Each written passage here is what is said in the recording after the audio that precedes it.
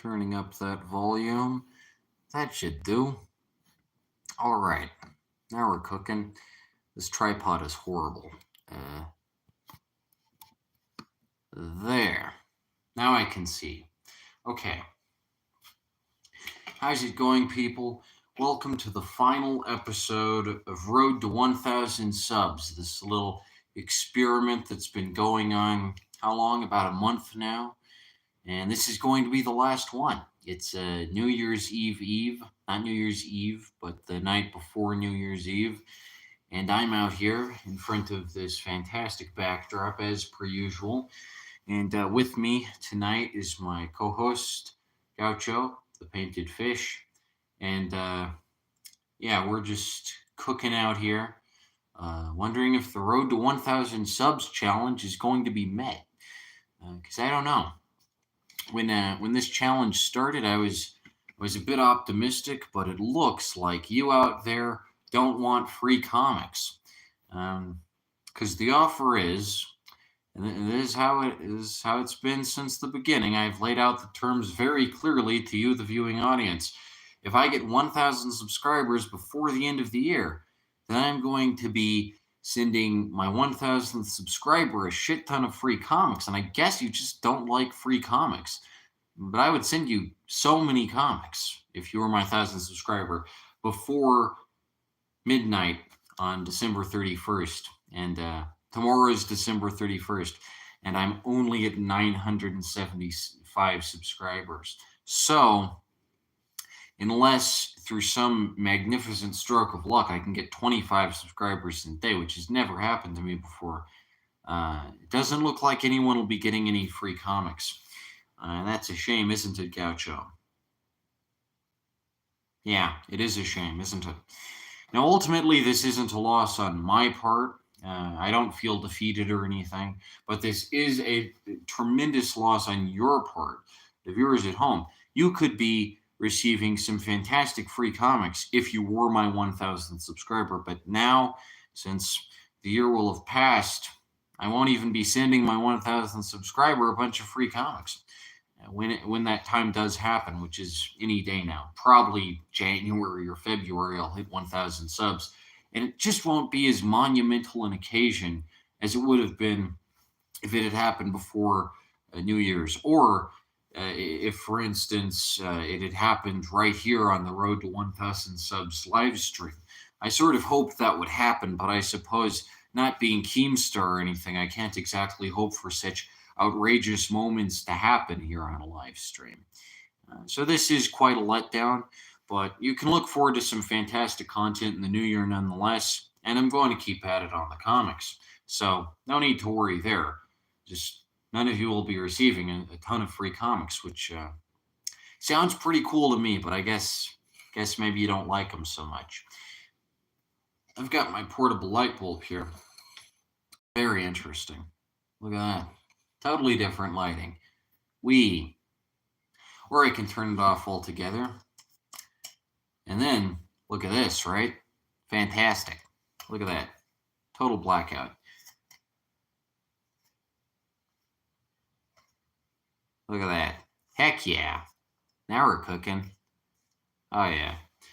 That's what I like about the Road to 1,000 subs live streams. These have been such fun to put on.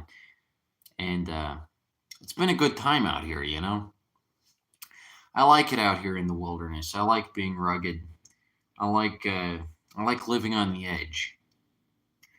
I like going up to that edge, catching it by surprise, and staring it down, and then eating it. Of course.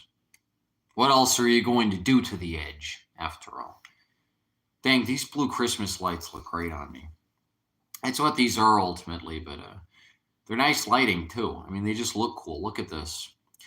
The stream is a little delayed. It has a little bit of delay effect, so that isn't actually three lights. That's just one light. But if I shake it real fast like this, the camera can't pick up. Wow, look at this. Isn't that neat? For more people could use Christmas lights in their lighting setup. It looks cool. I mean, they look cool on Christmas, but they really look cool any time of year when you get right down to it. Even just these plain blue ones. They look very, very otherworldly. They make me look very otherworldly. Look at this. That's fantastic, isn't it? Wow. Holy shit. I look interesting with these on, with a necklace of these plugged into an outlet. Is it dangerous? Sure. Am I going to catch on fire? Sure. I'll burn alive on the stake if I have to, but for the spectacle, man, it doesn't get any better than this. This is high budget entertainment right here. This is the classy stuff. This is the stuff that you want. You want to watch. I mean, you want to see it, right? That's fantastic. That's a lot of entertainment value there. More bang for your buck, more excitement for your eyes here on the Nicholas Video Network. We're talking we're talking constant entertainment streams fed to your eyeballs, whether you want it or not. Feeding the Denver area with culture and literature and a point and a purpose and meaning. All right. That said, let's get into business for this stream here. What I've got besides me, what I've got sitting next to me here is gonna blow your sockets off. Right? You ready for this? Look at this. Now, those of you who tuned in last New Year's Eve will probably know what I've got cooked up in store for the magnificent, beautiful metropolis of Denver, Colorado. But for those of you who don't, man, you're in for a surprise. Check this out. I'm talking a stack of 120 blottos. That's right. I've upped it from last year. Last year it was 100. This year it's 120 because there are more issues, and I had to make sure that it was an even amount of each issue. Blotto 9 just came out today. I had to rush down to the library as fast as possible to get 13 copies of it printed, so it could make it into this year's New Year's challenge. It is also, of course, added to the Nicholas Comics catalog. But Blotto 9 is out, so there are currently 9 solid issues of Blotto, and there's 13 of each in this stack. 13 issues of Blotto, 13 times 9. I don't really have a calculator on me, but that averages out to well over 100. I think it's somewhere around 120. Oh, we've got a viewer. Hi there. Thanks for tuning in. Do you have any questions? Hello, I am watching on the iPad, says Darwin Duper, longtime viewer of the Road to 1,000 Subs stream. I don't know. I don't think the Road to 1,000 Subs challenge is going to work because I'm only at 975 subs, and I don't think I'll get 25 tomorrow. But hey, who can tell, right? Anyway, point being, even if I won't be giving my 1,000th subscriber a ton of free comics, I am going to do something even more spectacular for the city of Denver. I'm going to be pulling off a phenomenal stunt. Last year I did this, and I'm going to make it a tradition. This here is over 100 copies of Blotto, my fantastic variety zine. And what I'm going to do tomorrow night, starting at around 6 p.m., this is a regional event, of course. It's just like the Macy's Thanksgiving Day Parade. I'm going to go out on a Blotto drive, and I'm going to be handing out all 100 of these copies completely for free to the citizens of Denver, the beautiful, the fantastic and glorious metropolis that I'm proud to call my homeland. And I'm going to be giving it out to people on the street, New Year's partiers, socialites. Just people hanging out, whatever, all types of demographics, every single type of demographic possible. I'm going to be handing out a free Blotto. The route will be as follows. I'd be the only one to get the advanced information on this, but this is how the route is going to go.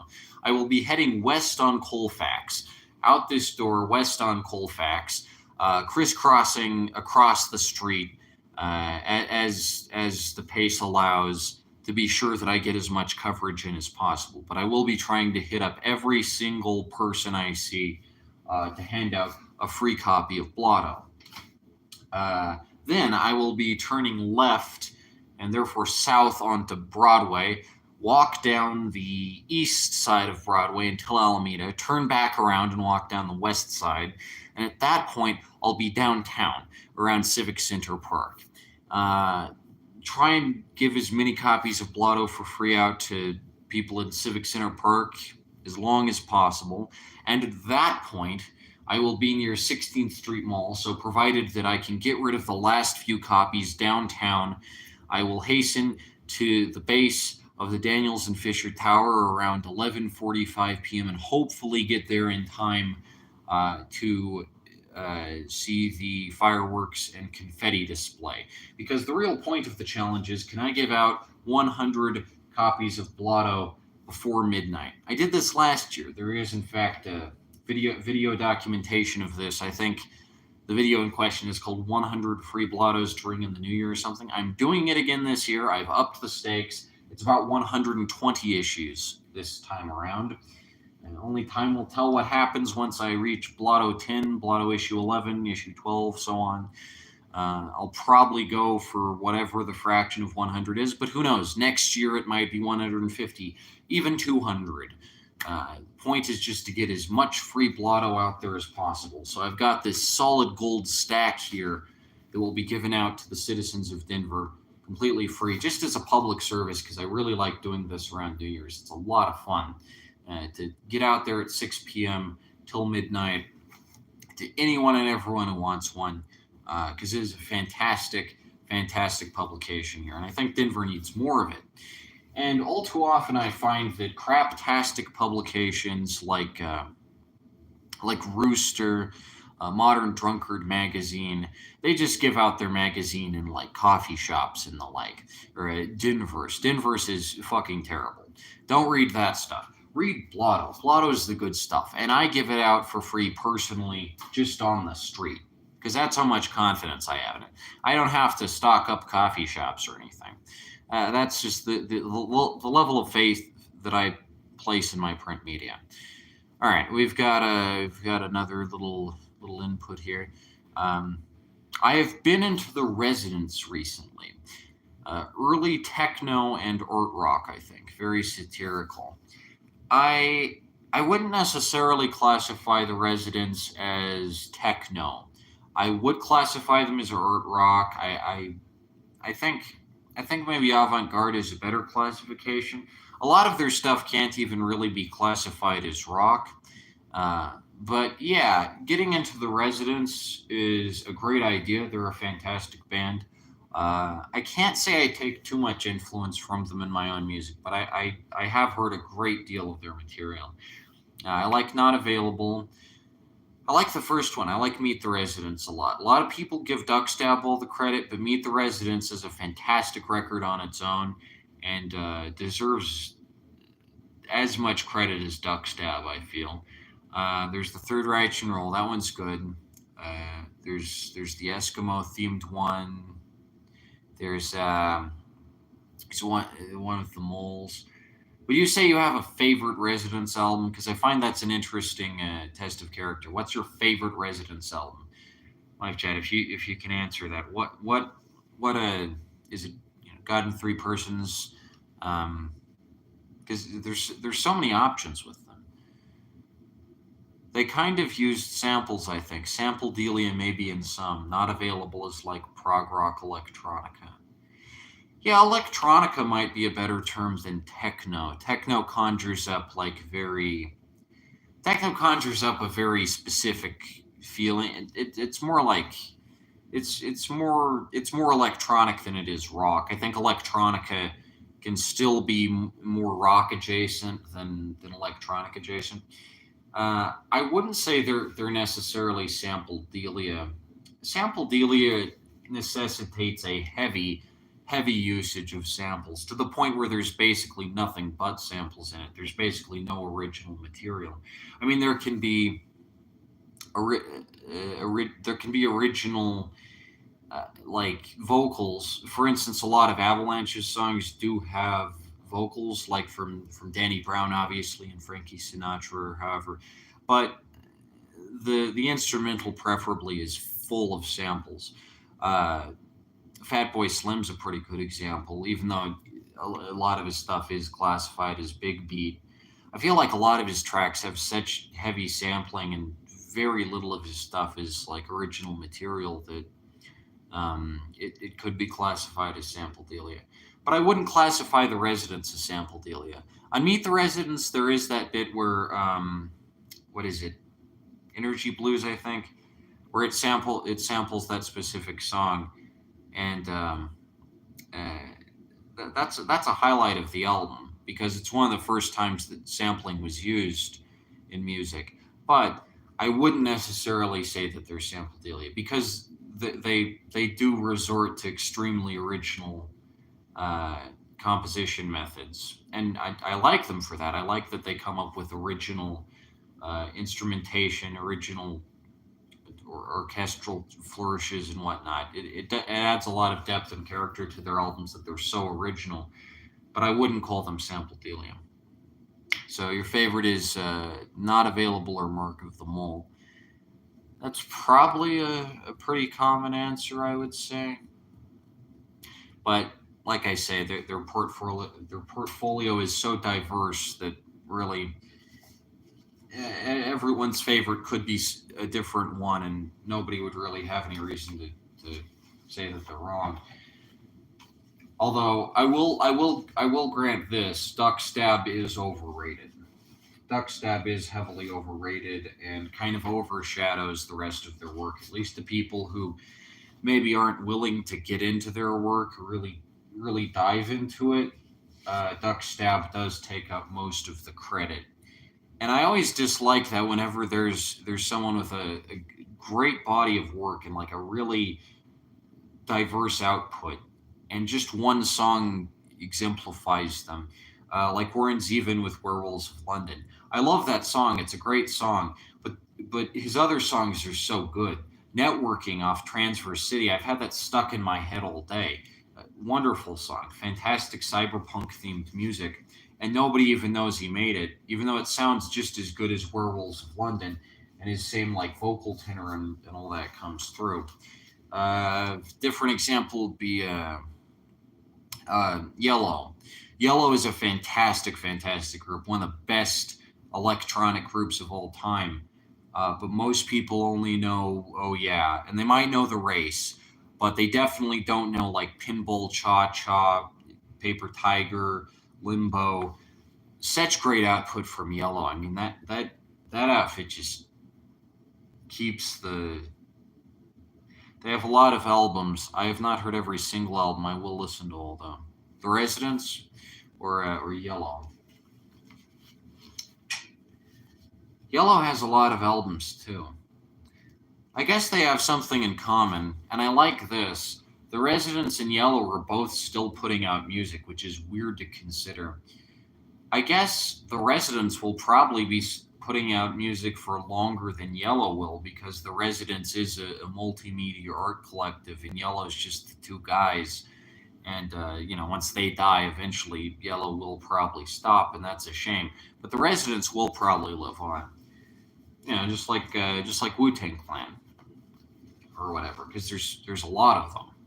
I mean, there are arguably even more residents than there are members of Wu Tang, so it's unlikely the residents will stop anytime soon. But I do think the residents are highly admirable.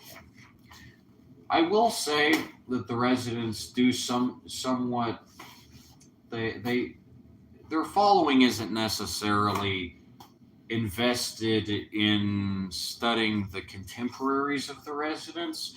Like for instance, Fluxus Street Theater is a good example. I hadn't heard of Yellow. Uh,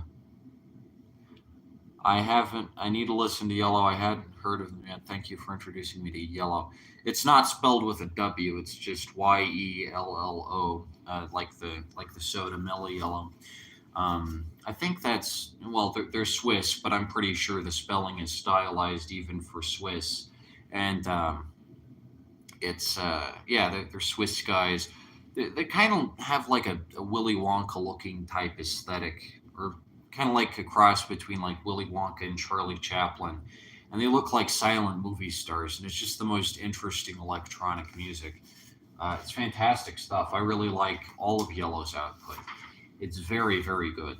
Some of it is incomprehensible. Some of it is very fast paced, and you wouldn't expect these two old Swiss guys who look like fucking chocolatiers to have such a groovy output, but they really go hard. They have like a heavy party vibe going on about them.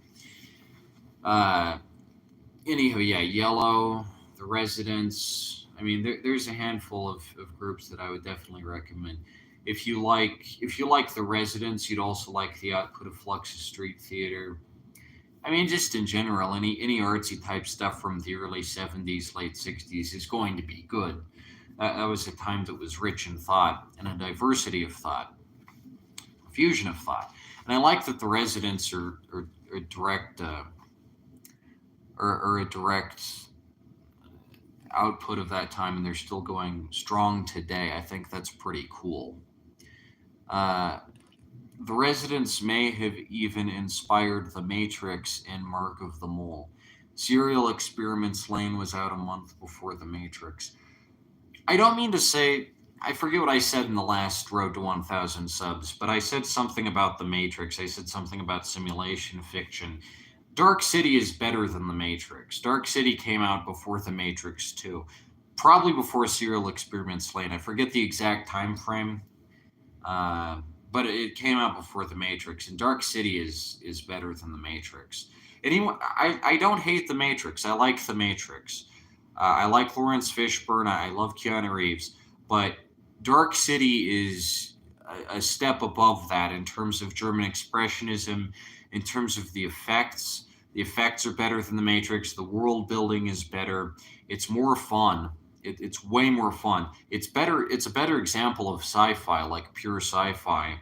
And Dark City's phenomenal. If you've never seen Dark City, I recommend that more than Serial Experiments Lane. I recommend it more than The Matrix. Um, I don't think The Matrix particularly predicted the internet. I mean, there is a lot of computer stuff in it, obviously, but it didn't necessarily predict the internet in the way that, like, I mean, even something like again Warren Zevon's Transverse City did. That's a very ahead of its time album. It's only 1989, and the song "Networking" is very good. But Dark City is really good hard sci-fi that harkens back to like the classics of the genre, and I think it's criminally underrated. It's a fantastic movie. It's better than The Matrix. Like I don't know how more people don't talk about it. It's that good. It really is. It's a fun watch. I like early Animal Collective too, even though borders noisy and sensory overloading at times. I can't say I like Animal Collective. I can't say I like Tame Impala. What's the new one? Glass Animals. What are they called? Um, and then the new album's called like Dreamland, and it borrows all the vaporwave aesthetics, even though it's not vaporwave. I can't say I'm into indie pop, modern type indie pop.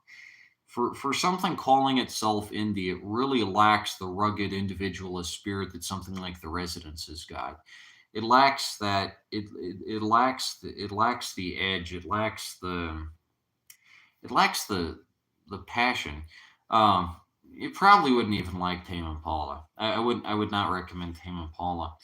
Um, yeah, I don't know too many. I don't know too many of that. I know I don't like Glass Animals, Heat Waves, or Space Ghost, or any of that, because yeah, it just borrows the vaporwave aesthetic without being actual vaporwave, and I don't get that. There are some great vaporwave albums. I listen to a lot of vaporwave quite often, and I think it's a cool movement. The Residents are probably one of my favorite bands. Yeah. Well, that means you have good taste. That means you know what's up. That means you have a you have a you have a decent amount of culture to you. Um, I will say that the Residents, much like Discordianism, has been kind of appropriated by hipsters, and that is annoying. But so long as you broaden your palette, so long as you keep in mind that there are other things and other modes of thought and modes of being, and especially if you keep in mind temporal perspective and you view the Residents within the larger context of the period of time in which they existed, which was a fascinating period that should, for all intents and purposes, be studied way more in history classes and the like. Um, so long as you maintain that, you'll have a pretty fun time with the Residents. I recommend. I especially recommend if you're getting into tape, get some Residents on tape. They're the type of band that was made to be listened to on tape. Other bands, not necessarily. The Residents, definitely.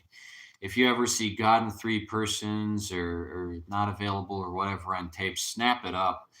Um, they're the type of band that deserves to be listened to on tape. The satire is great though too. Satire can be cathartic.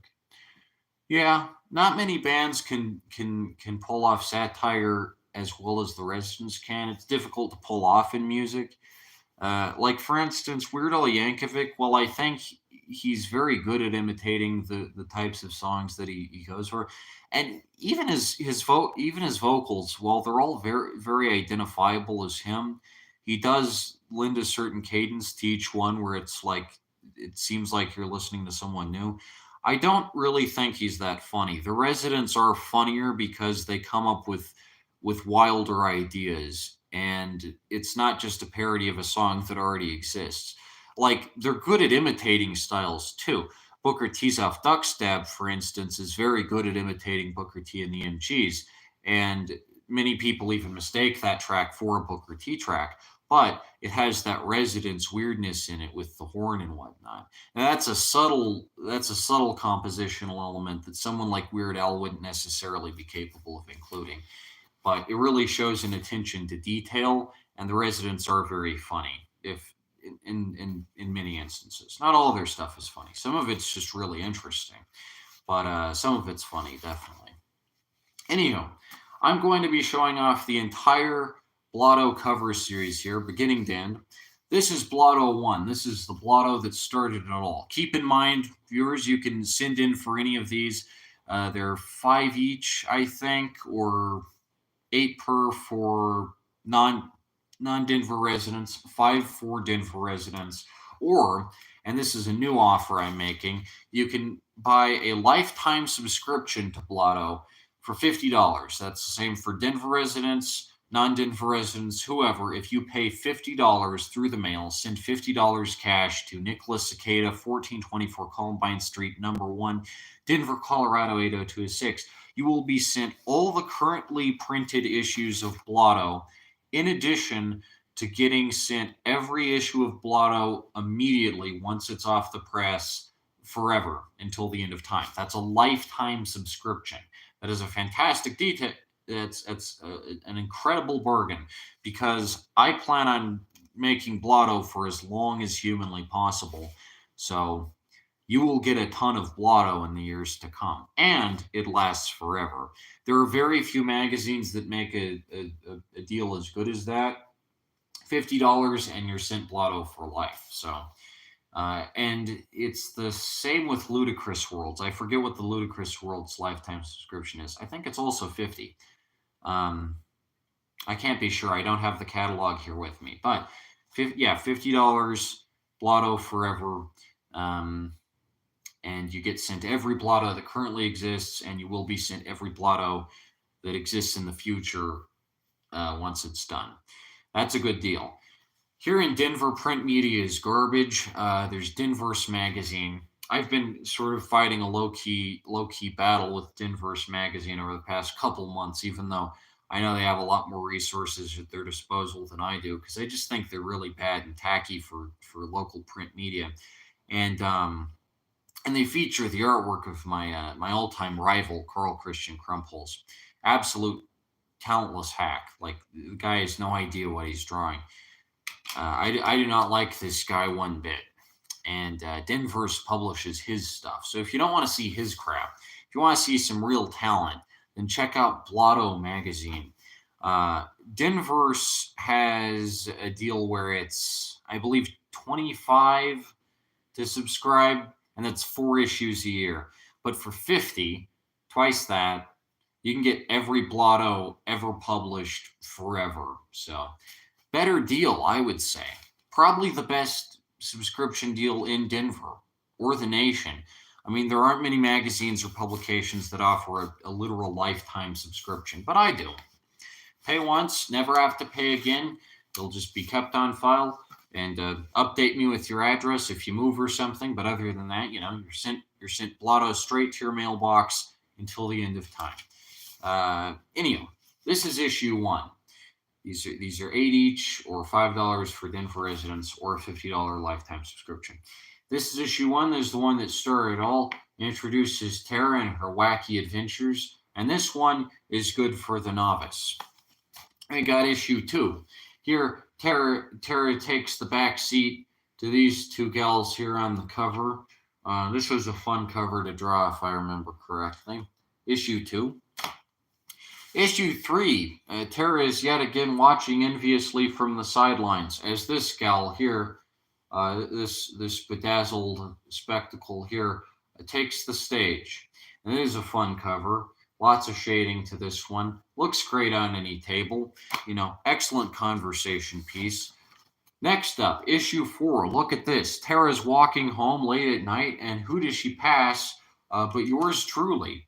Yes, that's supposed to be me right there, running into my own cartoon character. Isn't that fascinating? My gosh. The things that we get up to in Blotto, man, I tell you what, it gets to be a pretty wild time here in this subversive magazine. Anywho, moving right along. This is issue 5. Now here Tara is falling down the infinite spiral of detachment. Her arms are crossed. She's just leaning back into it. She's in for a wild ride here with Blotto issue 5. This is a great issue here. I think personally this is the peak of the series, at least thus far. The upcoming issue 10 might be a direct contender to it, but I was in a real good mood for this milestone issue. As you can see there, a little sneak peek of the fantastic content you'll see in Blotto that you won't see anywhere else. This is a 3-ring circus of fun right here. This is Blotto issue 6, Tara versus the intimidating Cyclops here. And she's just chilling. She's like, hey, this Cyclops has me in its clutches, but I'm too emotionally detached to care. Honestly, this is cringe, yo. Get me out of here. And that's Tara there. Okay, issue 7, right. This one was a Rocky Horror Picture Show pastiche, because at the time I was pals with one of what's it called, Denver's Elusive Ingredient, or whatever, the live shadow cast that performs Rocky Horror Picture Show at live screenings. And I thought by making this the cover, they might want to hang out with me. Never happened, but hey, this is a fantastic cover. And I'm glad I made it all the same, because it proved to me that I can, in fact, draw Susan Sarandon and the rest of the Rocky Horror cast in pretty vivid accuracy. This here, obviously, is the freaky butler. I forget his name because I haven't seen the Rocky Horror Picture Show in forever. That's the spooky maid there. And then you got, I know these two, obviously, Brad and Janet, the unwitting couple about to be ushered into Dr. What's-His-Face's House of Horrors. And then Tara's just kind of chilling out back here in the background. She's not exactly sure of what's going on, but it's happening all the same. It's astounding and all that. This is the Rocky Horror Picture Show cover, which some people who look at this probably wouldn't get that it's a reference to the Rocky Horror Picture Show. But yeah. Good stuff. Okay, moving on, we got issue 8. Now, this one obviously is a nice little esoteric look. Tara here, it was only a matter of time. While Tara's favorite band is My Chemical Romance, I fucking hate My Chemical Romance. I really can't stand them. I don't like emo. So I wasn't going to draw a Black Parade homage or anything. Heck, I might eventually. I guess it would be funny if like they're all Tara. Every one of them is Tara. But I thought it'd be nice to put Tara in something a little classier. So here we got the Agents of Fortune homage here. And I think Tara looks pretty damn good in place of the mysterious magician on the original Blue Oyster Cult cover. Spoiler alert, my favorite Blue Oyster Cult song off Agents of Fortune at least, because there are songs I like a lot off their other albums. But off Agents of Fortune is not Don't Fear the Reaper. It's ETI. ETI kicks Don't Fear the Reaper's ass. ETI is a banger. But anyway, that's Tara there, and she's just like, "Yo, what am I even doing here?" If you look close, this is a fun little detail. Instead of tarot cards, she's actually holding issues of Blotto, previous issues of Blotto, between her fingers there, just like tarot cards. I'm not even sure if Blottos are probably too big to do this with. Actually, you can probably do it with actual tarot cards. Actually, actual tarot cards might be too big to do that with too. I'm not sure how the magician on the cover of Blue Oyster Cult does it exactly, but it's like, you know, a full spread here, kind of like yada yada, like that. So that's what she's doing there. Pretty fun stuff. Or I guess they're curled up kind of. So that's a nice little homage there. And I added some little stuff like this guy over here because I felt like just redoing the Agents of Fortune cover verbatim would be kind of boring. So I added in a little entertainment value.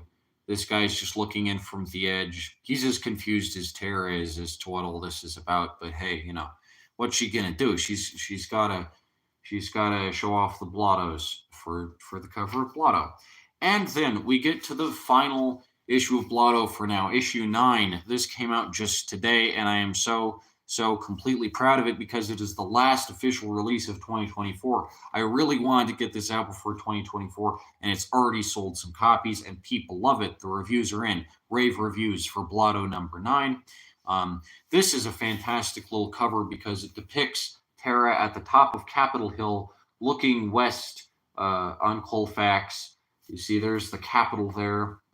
This is like Buffalo Bill's wings about right here, which is of course kind of intentional because, spoiler alert, Buffalo Bill's wings is the local feature in this issue. Anywho, some fantastic new content in Blotto number 8. We got Your Chicken is Rad here. We got instructions from Xander the Witch, recurring Blotto character, on how to build your own 6-point diachromaton. Got current affairs. Got lots of collages. Los Angeles Larry versus Denver Dave. And as always, 2 Terra comics and movie reviews and music reviews. So excellent variety in Blotto number 9, and there are currently 9 freaking issues of Blotto. So I would recommend sending in for some Blotto if you haven't already. Get chock full of Blotto, Blotto it up, get blottoed, and you won't regret it. You will be wowed and dazzled by the level of spectacular variety in Blotto. I'm very proud of Blotto, my empire of Blotto, one could say. All right, let's see. Live chat. Hypnagogic Archive is a favorite alternate reality game. What are some of your other favorites? I'm interested because ARGs, as much as I love them, there are some terrible ones, but they are an underrepresented medium. I'm interested to hear what your other favorites are, if you could.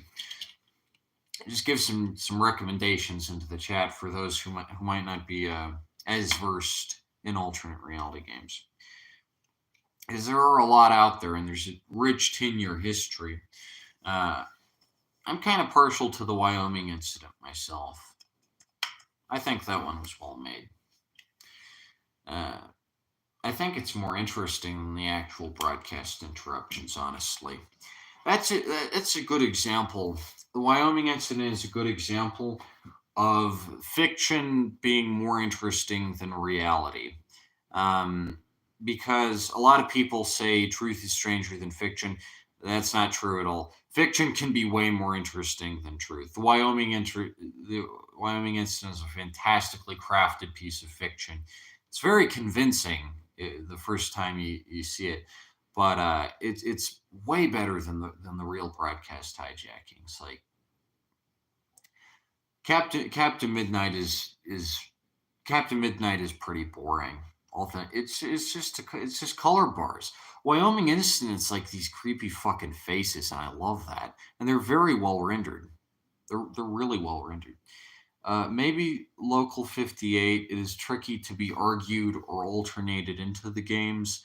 There's probably ones on NeoCities too. I like the Wyoming Incident. I know there's ones on NeoCities. I forget what I can't name any off the top of my head, but NeoCities is home to a lot of good alternate reality games, as you would expect. Uh, I wouldn't say Local 58 is an alternate reality game. I'd say it's analog horror, but there's really no game element. Um, Sometimes I make up words based on other words to describe. Argued as in getting immersed like a ARG. Well, yeah, you can get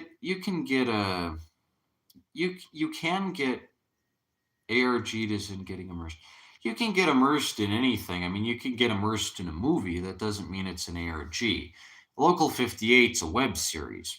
You can have ARGs that have web series. Hypnagogic Archive is an ARG that has web series, but there really isn't enough interactivity, I would say, to classify Local 58 as an ARG. Um, same same for the vast majority of analog horror. Most analog horror series don't have a text component as involved as Hypnagogic Archive does. That's not to say that there's anything wrong with being purely an analog horror web series, but they aren't ARGs as far as the medium goes in its strictest classical definition. The Wyoming Incident is an ARG because, in addition to the video, there was also a really well constructed forum that was made that was full of fake accounts and stuff that were designed specifically to expand the story. And it's a good example of like an ARG because, I mean, obviously the Wyoming Instant video itself is pretty short, so there had to be some backstory and some lore to it, and that was off YouTube. Lamped means transfixed, like the Reddit lamp story. Boards of Canada have a lot of lamping. Yeah, I guess so. I'm somewhat skeptical of that story. I don't know if that's neurologically possible. Now, if they were on drugs, it's possible because time dilation can happen then. Um, but other than that, I I don't necessarily buy into that unless it's medically documented or something. Now, it could be, but if it is fiction, and I will give the internet this, it's grounds for some fantastic and incredible fiction. I don't know why I use words like this. It was fiction. Well, there's nothing to prove that it wasn't fiction.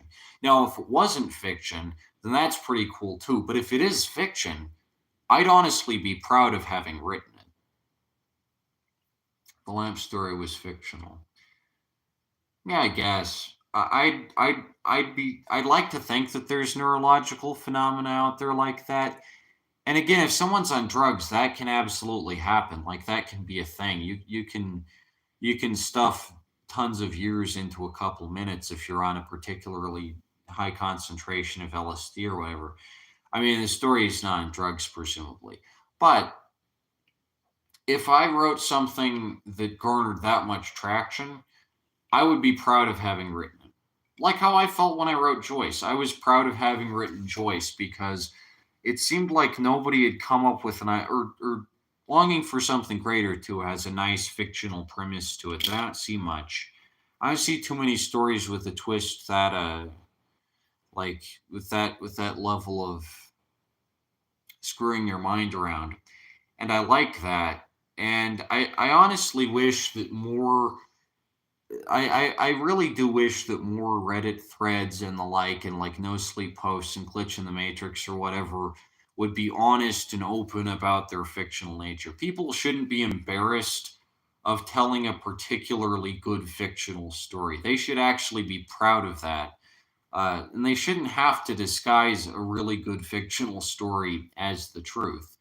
That's why I like so much about classic creepypasta, and I think it's a more effective movement than like r slash no sleep is that it really it really gave an outlet to fiction on the early internet. And my advice to burgeoning writers would be, don't feel like you have to make your story seem like a true event or something, because there's no reason to value nonfiction more than fiction. That's stupid. If you write a good story and it captures people's imagination and it keeps them going, that's highly admirable. Uh, I do like stuff that blurs the boundary between fiction and reality, but I feel like too many authors these days want to intentionally lie to people. That's one reason why I don't feel that I would have made it as a Reddit thread starter to like just make goofy Reddit. You can only really do it once. Like if the guy with the lamp story came up with another really great idea for a story that would capture people's imaginations and get them going, he wouldn't necessarily be able to, because his Reddit account, would say, "Oh, there's the same Reddit account that already posted this wacky story, so now this other wacky story can't have a life of its own because it can be tied back to him." Whereas with something like Hypnagogic Archive, and the whole reason that I decided to put my stories in an alternative platform and its own website and its own thing, is because it's such a better means of archiving fiction than Reddit could ever be. And I do miss out on that. My stuff won't ever be listed in like a, like one of those. I get who does Reddit type lists, Lazy Masquerade or whatever. None of my stories will be put in there because they are as stated fiction, but I really don't mind that. I think well written fiction with a decent premise and a captivating, entry point, it can absolutely capture the imagination to the point where you don't need to convince people that it's real. Did the lamp story guy ever admit to it being fiction? I haven't kept up to date on the lamp story guy. I don't really keep up to date with Reddit. Reddit's a terribly run website. I was at an open mic tonight, a poetry open mic, and one of the poets was like, "I spend hours doom scrolling every night on r/politics," and I'm like, out of the entire internet, that's where you choose to spend your time? There are even better political forums that are more informative and well curated than r/politics. But I don't know. There's some decent stories posted there over the years. Some nice folklore, if you would. I'm just glad I don't post on there anymore. There is an old Hypnagogic Archives Reddit account that I had for a little bit, a couple months, but it's probably deleted now because Reddit is pro censorship, and that runs antithetical to the spirit and meaning of the internet, which is a shame. Live chat. Does the other viewer in here have anything to say? Any comments, questions, thoughts, concerns, interests? This is probably the last live stream I'm gonna do for some time, so I'm probably after the Road to 1,000 sub series. I'm not sure how often I'll be doing these, so you might want to just ask a question if you have one. Gaucho certainly wants to hear what you have to say, don't you, Gaucho?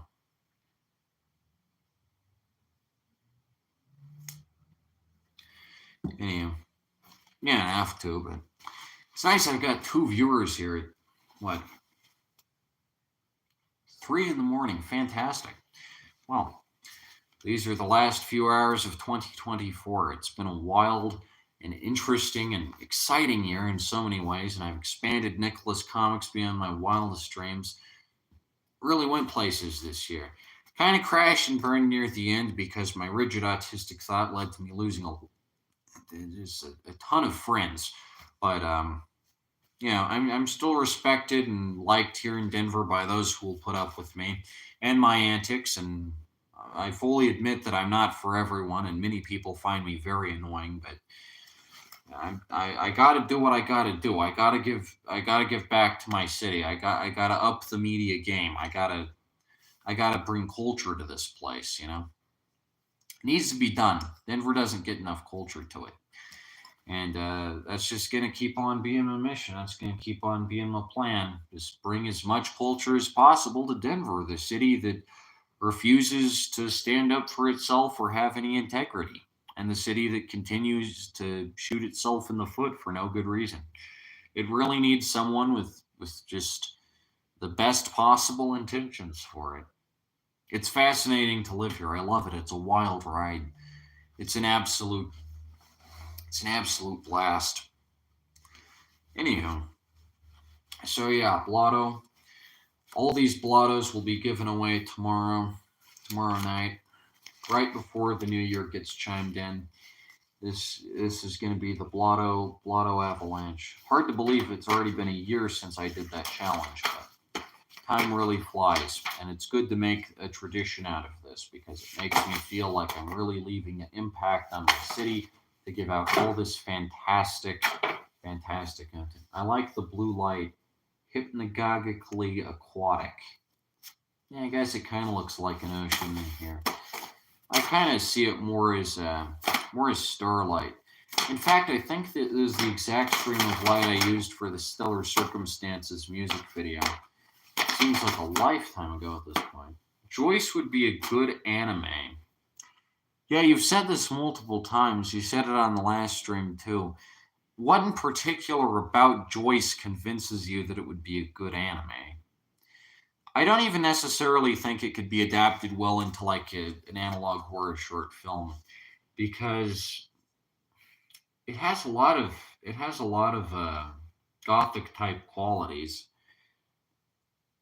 These streams have been some of my favorite. Okay, well, that's nice to know. I'll definitely do some more in the new year, just not on a marathon basis like this Road to 1,000 sub series has been. I might if I'm doing something particularly interesting, but I have to have access to this phone I'm shooting on, which I don't always, and it has really terrible audio quality. So if I'm next to a street or something, you can barely even hear what I'm saying. If I may ask, what would make Joyce a good anime? Because I don't think everything is particularly suited to that medium. In fact, I don't think that medium works at all outside the context of Japan. But hey, I could be wrong. I don't think it would make a good cartoon. I don't think I could animate it well. I've done animations before, but I don't even think it would work as a cartoon necessarily. Which a lot of gothic horror stories do. For those of you who haven't seen it, Joyce meets Lane. Yeah, I guess. I don't know if they'd have too much in common. I mean, yeah, I guess Joyce and Lane would have more in common than like Joyce and Sailor Moon say, but there are characters in popular fiction who have more in common with Joyce. Like think about like a Joyce meets Debbie Harry from Videodrome. Say that. That'd be cool. That'd be fucking interesting.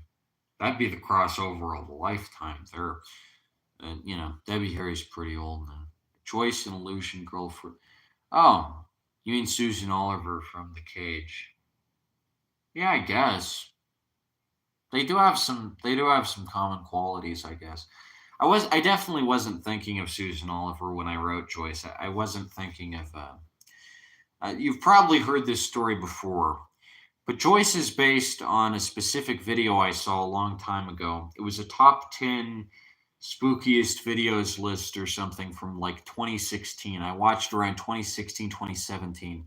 And it wasn't chills, it wasn't that specifically, but it was that type of video, top 15s. And it was like spookiest things caught on video or something like that. And there was this one entry that depicted this video of this girl in a white t-shirt with blonde hair, and she had broken into some couple's house, recorded herself, filmed herself smiling into the camera, really creepy. And then she just set the videotape she had recorded herself onto on the couch where they would find it. And then in this video, this top 15s video, because I was like 15 or whatever, I watched a ton of clickbait back then. It was a very like clickbaity, content farmy type channel. And that's a shame because this is like the basis of one of the greatest stories in internet history here. But it was the inspiration for Joyce. This lady left this terrifying videotape, and it showed the videotape, and it was so creepy. She just sits there and smiles like, and it's really fucking scary. Uh, was it most amazing top 10? Haven't heard this channel name in a long time.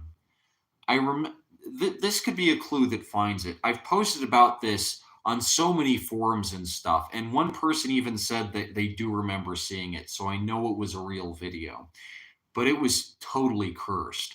It's kind of like that channel Sitting and Staring, where the guy just sits and stares for a long time, but way more obscure. And this girl breaks into a house. She films herself just sitting there and smiling really creepy into the camera, and then she leaves the video right where they can find it as like evidence. Um, it was I do remember that at the time I was watching this specific channel. I don't think it was on this channel, but I was watching a channel called Slapped Ham, and there was an installment that was like spooky ghost photos or something. And the algorithm brought up the video with the inspiration for Joyce at about the same time that I saw the spooky ghost images video. The algorithm wouldn't work the same way now because, YouTube's algorithm is so fucking complex, it'd be impossible to find amid the morass. But if you watch a Slapped Ham video, you might just stumble across the inspiration for Joyce. I can't guarantee that, and you'll have to filter through a lot of meaningless, useless crap. But I am convinced that this video is real for whatever reason. It just stuck with me. I mean, it's that good. If it's fake, it's a amazing fake, because just the idea of this girl on this videotape just smiling at you scares the shit out of me, because it's really there. It's not just like this bullshit story. It actually shows the footage, and it's really neat. I wish I could find that video. I've often said that if someone finds that video for me, I will send them a ton of free comics, because I want to know. I want to see that video, and it's just like the Jeff the Killer image. It's an iconic piece of internet history that's out there. I know it's out there, and it gnaws at me because I know it's out there. So if anyone can find it, free comics. Little lost media challenge for you. Find the freakish videotape of this lady who just breaks into people's houses and films herself smiling. Find that footage. I'd love to see it. A lot of these channels are very experimental, like Jonas Mikas, who does hauntology and early liminal space film, or David Lynch. I love experimental film and art. I would say this is some people do hauntology better or worse than others. David Lynch is especially good at it. I mean, he basically originated it, so he's going to be good at it, and he predates videotape altogether. When he started out, he had to shoot on film with stuff like Six Men Getting Sick. I would recommend The Grandmother. If you've never seen The Grandmother, it's really good, and it's free here on YouTube, so you have no reason not to watch it. It's easily comparable with Blue Velvet or Mulholland Drive or any of his later stuff. It's shorter, but it's really, really freakish, and it's good stuff. It's a lot like Eraserhead. If you like Eraserhead, you'll like The Grandmother by David Lynch. That's a good example of hauntological type stuff. I wouldn't necessarily say that all hauntology is done well. I can't say that, but David Lynch is a nice example. I like his stuff. I can't say there's a David Lynch film I've seen that I didn't really like. I even like the more modern stuff like Rabbits. Rabbits is okay. Anyway, uh, okay. Well, this here is the entire Blotto pile. It's very disorganized. I'm going to definitely reshuffle it, but it's all 9 issues, and it's just fantastic. Look at my life's work here. I really am a nut. Where they go? Yeah. I'll be blottoing it up all New Year's Eve. I've just got a pile here, just stacks and stacks and stacks. It's wild. Anyway, we're coming up on the hour mark here. So I don't think we're going to hit the road to 1,000 subs. I don't think we're going to reach 1,000 sub city and talk to the Wizard of Oz, but hey, that's okay. It's been a phenomenal journey nonetheless. And if you can, hey, just tell people to subscribe to me. I would like to hit 1,000 subs sometime in January or February. That could be fun. Just click that button. Even if you don't win a bunch of free comics, subscribing is its own reward. I can't find the haunted bicycle scene from Macam Wiz's video for Boards of Canada Sunshine Recorder. Problem by the creator of the video. Yeah. My favorite Jacquard Causeway. That's my favorite Boards of Canada music video. I would have to say is Jacquard Causeway. I really don't think any other Boards of Canada fan music video reaches that level. More like stop motion symbolism, but not whimsical. Very Hypnagogia too. Yeah, I suppose. I just like Jacquard Causeway because I like the cartoony look and I like the kaleidoscope. And I like the Palace Posey one with the pole jumpers. I have that on a VHS mixtape actually. One of the highlights of my VHS collection. I like the Palace Posey one. I like Palace Posey and I like Jacquard Causeway and I like Tomorrow's Harvest generally. I think Tomorrow's Harvest is a pretty cool album. Some cool ideas to it. Anyway, yeah, I love Tomorrow's Harvest and Giugotti.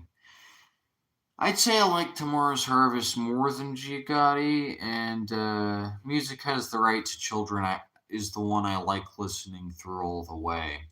I don't really like listening to Tomorrow's Harvest all the way through because some of the tracks are so depressing, but I do like New Seeds and I like Palace Posey and I even like Jacquard Causeway because it has a kind of hopeful progression to it. But the opening and closing bits and White Cyclosa I really don't like so much. And there's a lot of Giugotti that just seems like filler. But Music Has the Right is one of those albums that there's no killer, there's no filler. I was about to say there's no killer, it's all filler, but the opposite. Swap that, reverse it. It's there's not a moment on Music Has the Right that goes to waste, and that's good sample dealing too. So much sampling on Boards of Canada. They're a good example of sample dealing. I love how uncanny Palace Posey is. It is like floating in a pool room. Jacquard Crossway, I think it's Causeway, not Crossway, is beautiful with the accelerating. Yeah, Palace Posey is the funnest song on Tomorrow's Harvest, but it's an anagram. You know that Palace Posey's an anagram. Figure it out. It's fun. Yeah. So it's a fun song, but it's pretty dark. I like that. Tomorrow's Harvest is kind of darkly funny in a lot of ways. Okay. Well, I guess that's it for this fantastic stream. Gaucho here has been a fantastic co-host. Lovely painted fish here. He's a fun guy to be around. Yeah. All right. Well, I've got to get on the blotto. I've got to restack these, reshuffle them. Yeah, that's right. It's Apocalypse. Yeah. I mean, it's probably only an anagram for that. I don't think you can rearrange them any other way. But yeah. It's fun. I like Palace Posey. Palace Posey is a fun track. So yeah, I'm gonna hand these out New Year's Eve. Subscribe to the Nicholas Video Network. Tune in, turn out, drop off. I'm gonna have some great content in the new year. I'm gonna keep going at. I'm very inspired. New Year's always gets me inspired for the potential of a new year, and I'm feeling pretty good about this one. So there's gonna be some good comics, some good videos up ahead, and yeah, thank you for tuning in. Any final questions from the other viewer? Anything to say? Anything to add, You're out there. Your voice is interesting. Okay, I guess not. Well, if I hit the road to 1,000 subs inexplicably by midnight tomorrow, that's great. And if not, then heck, you don't get any free comics. But you get something almost as good, which is 5 episodes of this fantastic live stream, more free content next year, and just send in for comics whenever you want them. I'm here, and I'm going to keep on being here. One of the last great mail order comics empires of America. All right, that'll do it for this fantastic time that has been Road to 1,000 subs. We're gonna get in the next year. We're gonna hit that 1,000 subs, and then my life will be complete. I'll have really made it for myself as probably one of the last YouTube channels to get to 1,000 without any Patreon, any sponsorships, any bots, anything. No fucking video network, just doing it all on my own by the strength of my own fantastic content, my fantastically entertaining presence. All right, I've been going at it since 2018, and it's taken 6 fucking years out of my life, but I'm going to hit 1,000 subscribers. I can feel it. It's going to be fantastic. I'll see you in the new year, and I'll see you when I have 1,000 subscribers. Sayonara, suckers.